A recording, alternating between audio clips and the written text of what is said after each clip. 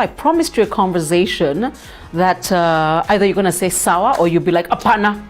And the person to help me have that conversation with you is Linda Kanyari. She's the tax expert, policy and tax advisory at KRA. There is a word we learned in late 2020, along with COVID-19 and vaccine, called minimum tax. Yes. We heard it and everybody was like, oh, riswa. What's a timing? What is what? COVID. And you want us to pay tax? A minimum on tax? top of. Please tell me, what is minimum tax? Please define it. In a nutshell, it's what I'd call the bare minimum that a taxpayer needs to part with in terms of taxes. What I mean is, it's defined as 1%. I'm taking notes. 1% of your turnover. And it's due, would say quarterly, but I'll put that in brackets, but we'll demonstrate why it's quarterly. So what that means is, Carol, you're not allowed to deduct your expenses. We're looking at gross turnover. Yes, what you made in January, what you made in February in terms of the sales. Now I understand why the Riswa came out. Wait a minute. I own a clothes shop. Yes. We sell baby shoes, socks, prams, da. You want that minimum tax, which is how much, by the way? 1%. 1%. And you want that 1% on? Your turnover. My total sales? Yes, on your total sales. And I can't deduct? No, you cannot. Why it was introduced, I know, at such a time when we were grappling with COVID, it was found, let me use those words, that the businesses that have been running over the years, and we've had people in perpetual loss position. So you're running... those people. Look what you've got done now. We look at the exclusions, of course, but generally you'd find that they're making very huge turnovers, but bottom line, they're constantly on loss. And with income tax... I know how they do that. They expense everything. Yes, you expense everything.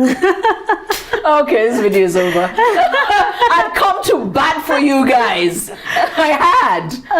It's rather contentious, I'd agree, because it depends also on the industry that you are in. Okay. Because you find in other industries the turnover is quite high, but the margins they make are very small. This is also true. And guys especially who are in the oil industry, oil and petroleum industry, and just before the end of last year, we saw 2 inclusions into the incomes that will not be subject to this minimum tax. Okay. Let me explain.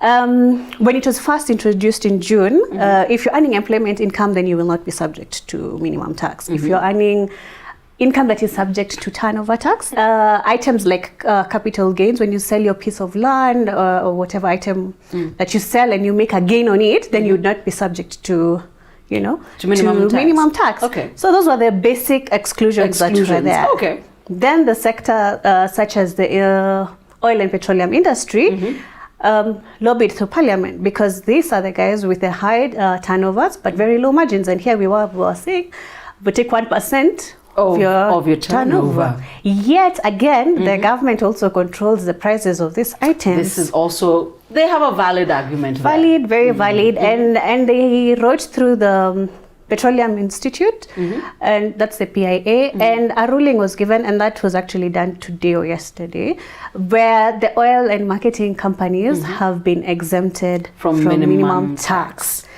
But I can understand. Yes.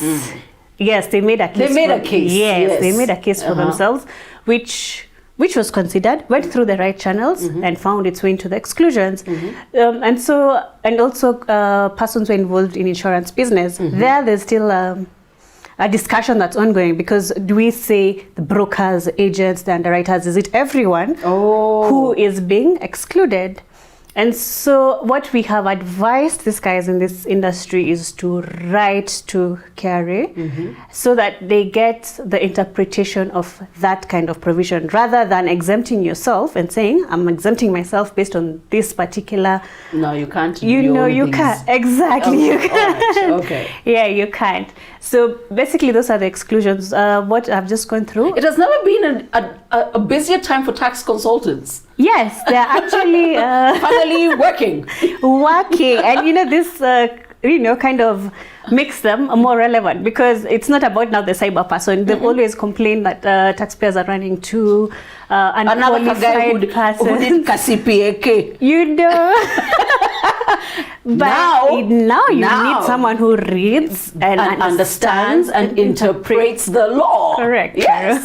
No, this I get. Yes. And so for minimum tax, other than those who are excluded, one thing you also need to do is, when do you pay this tax? You said quarterly, and then you said you utafafanua. Itafafanua. Please tell us. Itafafanua, because minimum tax goes hand in hand with installment taxes. Let me break it down. Previously, companies would pay installment taxes on the 4th, the 6th, the 9th, the 12th month, based on the taxes for the previous year. So you project. If I paid 100,000 last year, project that by 110%, spread that over over the 4th, 6th. So we are saying at the point when installment tax is due, compute your minimum tax as well. Your 1%. Your 1%. Got you. Of the actual turnover for that period that has elapsed. Which stops our friends of nil. Yes. Okay. Our friends of nil, our friends of cutting forward losses.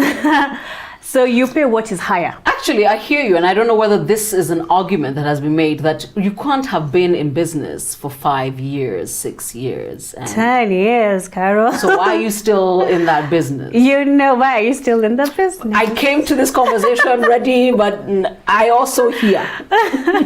We are winning souls here. You did not go there. Okay, so for me, I needed you to... And I love the way you've landed it, because I was like, chick. Why? Yeah. And I can't have this platform and not discuss minimum tax, because I could tell everything, it has the same sort of vibe as every time people say data bundles. Nobody wants to hear anything. So I was like, I've got to go there. Yes. But we have to have this conversation. The question is, do you get it? Do you agree? If you don't, comment. By the way, you can tag them on Twitter, because I don't have answers and I don't work with KRA. But I'm happy for her to come back and answer your questions. I would be glad to. Yeah? Yes. Wow. You notice you took the wind out of my sails. I was ready. I know, you're all fired up. I was fired up, and I'm like, kind of makes sense. It's just that it's... and actually, that was my war. It's on turnover. It's on turnover. You know, but at the end of the year, when you're preparing your books, then you will be allowed to claim this credit. Just the same way you claim credit on installment taxes, on DST that you've paid, on advanced taxes that you've paid. Yes. When you work out your math at the end of the year, and you take out your expenses, yes, but we are saying minimum tax is the bare minimum that you'll part with. So deduct all those advance payments that you have made, as long as what remains paid to KRA as bare minimum was 1% of your turnover. Yes. I am open to questions, which I shall pass on. We shall be glad to answer. That was brilliant, by the way. Thank you. No, that was really good. Yeah, so I'm just waiting for some tax consultant who's watching this saying, Caroline, I work for, I would like to take up the issue of, and I will. Yes. And I will send it to you. Yes. And you tell us we have the right for rebuttal. However, I need to tell you guys 2 lines I have learned from KRA. One is called, it is clear, it is the law.